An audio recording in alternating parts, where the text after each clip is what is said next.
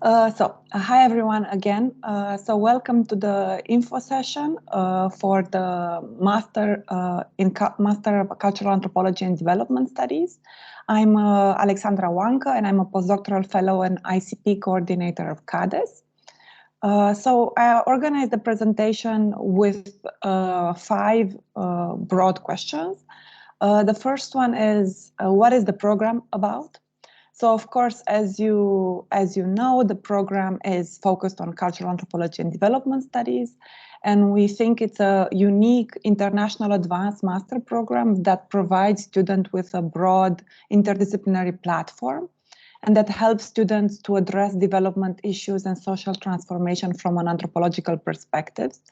So generally, it's in that merging between anthropology and development, and it's about also bringing an anthropological perspective to your previous MA degree, and also becoming more acquainted with anthropological research method and with ethnography.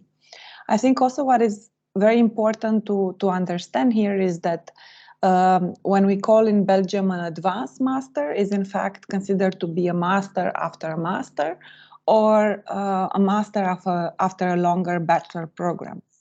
And also it's very important to realize is that it is an academic program, so it is not a practical-oriented program where you will get skills on how to write policy briefs or how to engage with development organization, but rather it provides a sort of theoretical perspective on development from the perspective of anthropology and also from different other disciplines. But it's so much about understanding the cultural perspective in different social and cultural contexts. So it is much more of a academic program, which is not necessarily practical oriented, and where we put a lot of emphasis on doing field work and also writing an MA thesis. So it will come with a heavy load on this on different readings in anthropology and in development studies.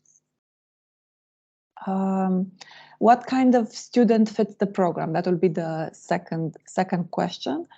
Generally, we think that our students, because it is a master after master, tend to be very ambitious, enthusiastic, dedicated, with an interest in education, policy, development, consultancy on research, and who are also interested in understanding international and intercultural development.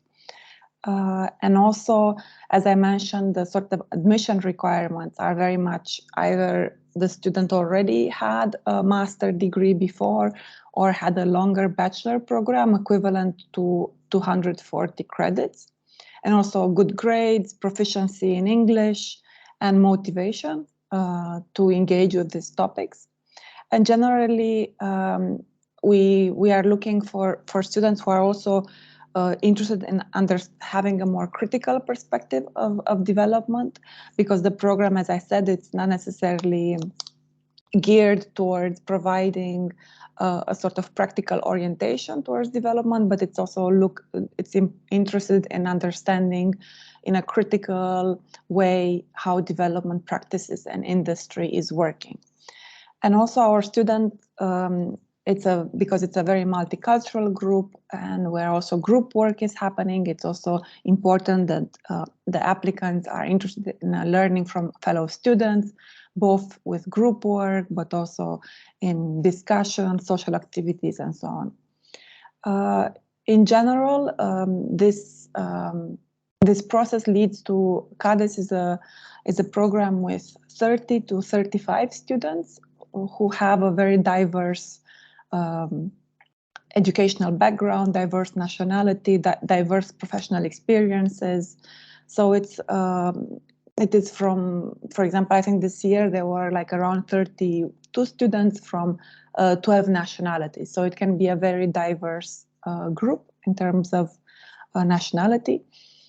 And also, I think that in here is very important to also, we will discuss later in the presentation about the scholarship for VLIRO scholars, but I think that also creates and impacts the sort of diversity of the peer group and of the student group. What will you do in the program if you get admitted? So usually the program, this is the graphic representation of the structure of the program, but I will come back to this. So the program, of course, is organized both in semesters and what we call in quadmesters. And it is designed to offer you concepts and a theoretical and conceptual framework, which is embedded in anthropology and which will allow you to acquire a better grasp of the complexity of international development and development practices. And you will also learn how to translate aspects of this complexity into research questions and appropriate research methods. And in order to do that, the program is organized in different sections. So the first part, the first semester, where you see here in this slide, like Q1 and Q2, like quadmester 1 and quadmester 2, the semester 1 from September until the winter break, tends to give you that theoretical and conceptual foundation for a variety of mandatory programs. And then also research-focused programs, but also basic and introductory programs, from introduction to anthropology, inequalities, social change and development from an anthropological perspective, anthropology and the Anthropocene, race and ethnicity, and also the research stream course on research and ethnography. And after this, after the winter break and the exam period, when the second semester starts, you'll have a period when you'll be able to do your MA thesis fieldwork. And when you are able to take time just for the research. And then when you come back from the research, there is a writing up seminar and also time to be able to write the thesis so that you finish either in June or in August, depending on your schedule. So if you look again at this graph, in here they're basically represented the basic courses in green, what we call the research, like the basic courses stream, then the research stream, the one in pink, sorry. And then also the MA thesis, where it's also the ethnographic fieldwork below in yellow is actually the one you are going to do yourself for your thesis. And the thesis can either be submitted in June or in August. And of course, you also have the possibility of selecting elective courses of, I think, up to 12 credits, either in the first or in the second semester, so that in total, the program will be 60 ECTS credits. And I think the biggest difference is that the first semester is heavier because it has more courses and more concepts, and it allows you to have that conceptual and theoretical framework, whereas the second semester is much more focused on you doing the research, writing, and preparing the thesis. So what will you have learned by the end of this program? So the program will offer you, as I said, a conceptual and theoretical framework, which is embedded in anthropology, which will allow you to understand development. And it offers students a very large and international and interdisciplinary background that it will allow you to understand development issues. And generally, we discuss a lot about critical, reflective, and cultural sensitive understandings of development, including post-colonial, decolonial perspectives, and also feminist, and so on. So there is a lot of different perspectives which you can understand then development industry and development practices. And also you will become aware of debates which are going on both in anthropology and in development. What are the career perspectives which you hope to have by the end of the program? So generally our graduates possess the tools to understand development from the viewpoint of local realities and local cultures, and can relate these viewpoints to anthropological theories and paradigms.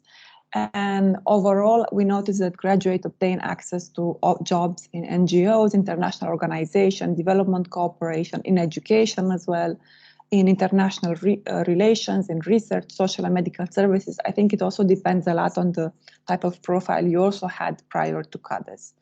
So it's in a way a mixture between what also you did before and what you will do during CADES. And generally, you'll have some examples here on the website in the alumni category. And we also regularly invite our alumni throughout the year for guest lectures, roundtables, alumni talks, so that you'll get an understanding of the sort of career trajectory which you might have after CADES. But generally, we tend to notice that most graduates gravitate either towards the non-private, like to the private non-profit sector, like NGOs and international organizations, through education or through research. So there seems to be some of that main career trajectories we are witnessing. Here, and I also included in this slide a couple of practical information of the type of requirements which are expected for applicants for this 1 year advanced master in English. So as I said, because it is what is considered an advanced master, you either have to have a 3-year bachelor and 1 year master beforehand, or a 4-year bachelor's equivalent, like all in all, around at least 240 credits before applying. There are also like very specific language requirements which you can find on the site of the program, and generally there are different deadlines depending on your nationality and where you are based at the moment. So non-EEA students and also applicants, but also applicants who consider to apply and who are eligible to apply for the VLIR-OS ICP scholarships. Those are, the deadline is the February 1st. From the other students from outside the EEA, but who do not want to apply for a scholarship, it's March 1st. And then EEA students it's June 1st, but also generally both Belgian nationals and non-EEA applicants who are living in Belgium with a valid residence permit, or other nationalities who have a degree from Flemish higher education, they can apply by September 1st. So I think it depends on your nationality and on your residence permit status, the deadline, depending on the deadline. So here at the other links, you can find the other more detailed information about both the timelines and the requirements. And in here, I included also my email address, but also the address of my colleague, Micah, who can be reached in case you have any other further questions about the program or about your application process. And I think that with this, I finished the presentation I prepared for you, and I'm open to any questions you might have. I will stop recording now.